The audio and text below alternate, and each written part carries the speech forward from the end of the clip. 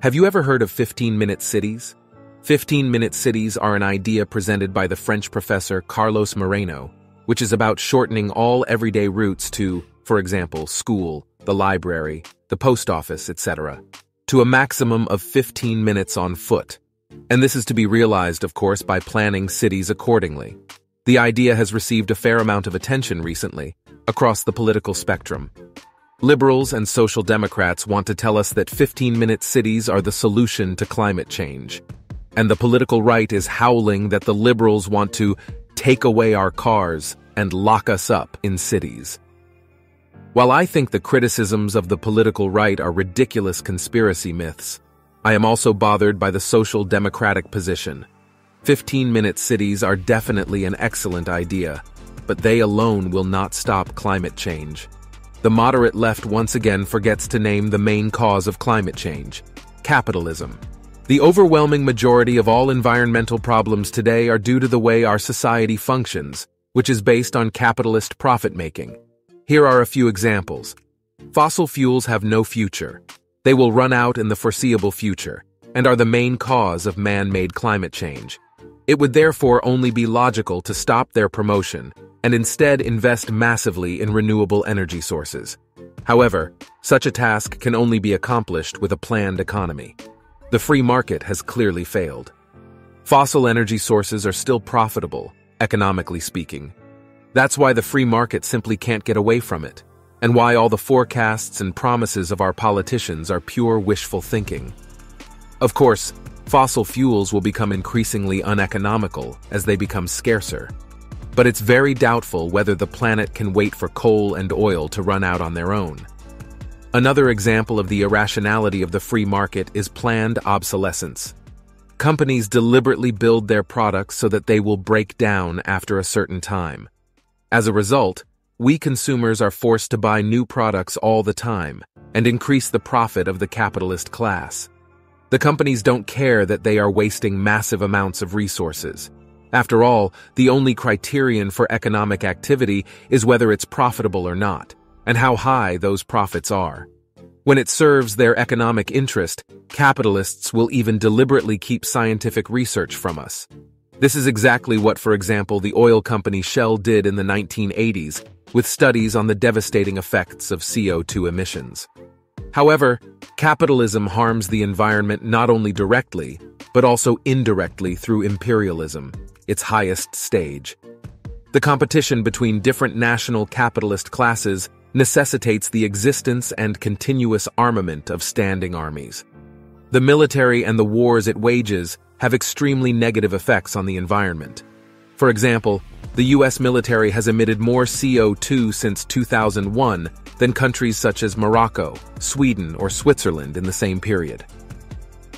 Although I think all this needed to be said, it's not the main topic of this video. This video is about the fact that this supposedly new and innovative idea of 15-minute cities was actually stolen from the Soviet Union. Back then, cities were divided into so-called micro-districts. A micro-district had about 8,000 to 12,000 inhabitants and had all the facilities of daily life in close proximity. Most public facilities weren't allowed to be more than 500 meters away from any housing within the micro-district. These usually included schools, kindergartens, sports fields and playgrounds, stores, doctors' offices, and of course administrative facilities. Major motor roads weren't allowed to pass through a micro-district. Consequently, more emphasis was placed on public transportation. This must sound really dreamy to people who live in the countryside and are used to traveling long distances by bus to school, or having to drive 2 towns over to go to the movies. The dream of affordable public transportation is also not an innovation of the moderate left. It was already a reality in former socialist states. The exceedingly harmful car culture in developed capitalist countries is a direct result of the capitalist profit motive. Cars are dirty, inefficient, and expensive. The only reason why capitalism glorifies them at the expense of public transportation is because they continuously put money in the pockets of capitalists through endless expenditures on fuel, maintenance, insurance, etc. We also shouldn't forget the negative impact of exhaust fumes on our health and the environment, nor the vast amounts of wasted hours and stress in rush hour traffic. Compare this to the Moscow Metro built in the socialist Soviet Union in the 1930s. Here, trains would arrive up to once a minute during rush hour.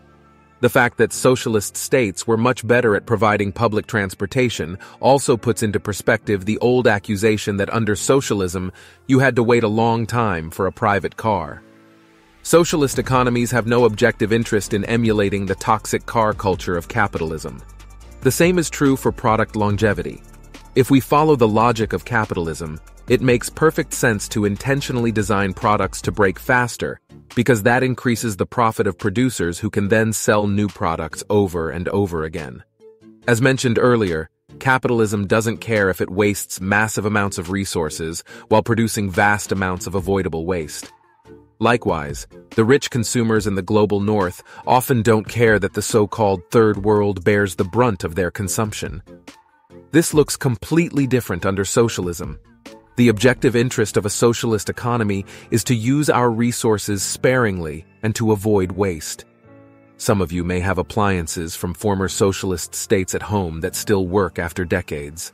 Long-lasting products and the conservation of resources are the result of a socialist planned economy. Waste, short-livedness, and garbage, on the other hand, are the result of capitalism. What do these facts show us? Capitalism is not only the root of the acute environmental catastrophe we are living through right now. It even has to clumsily fall back on the achievements of socialism to only give the appearance of solving the problem. Many ultimately fruitless attempts at reforming capitalism have already been a reality in former socialist states, and much more.